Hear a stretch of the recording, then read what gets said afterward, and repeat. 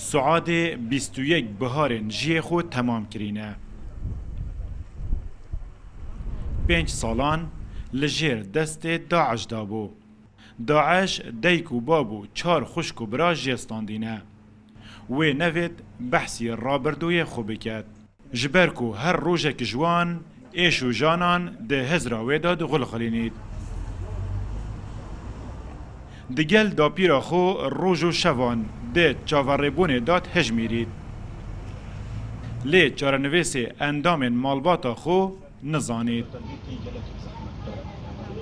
ام همون معلی دبون روشك داعش ساعات سيهش دي ساعات بسر ما دقرت ام همو برن و همو جي قد برن و أبد سالة أسهاتي ما وهي داكو بابو خشكو ما همو الباوان ماينا.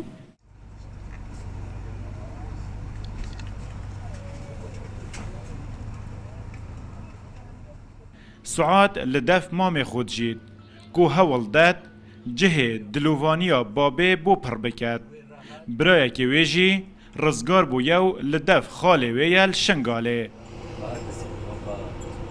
مالباتا وان 77 کس کفت بونه دست داعش دا کو 6 خشکو برا دگل زاروکن وان بون جارنویس 41 جوان دیار نینه تنه بیرهاتن نوی دگل وینانه کو جفرمانا شنگال بوماین نوخته سد بینم دیم هر دو برای مل پیچاوه منن و سوی دم پیش کچو عیالو دایک خواهمو که براستی ایرون برای نمایا راستی ام اسپاسیا سیدای نجیروانت کن که العالم ده وی خلوان وان مالباتا کره خویی وان داکو خشکید ما اکن نش خودی ویوا براستی نه گلک جوان احتمال نه هاد بانا خلاص کرن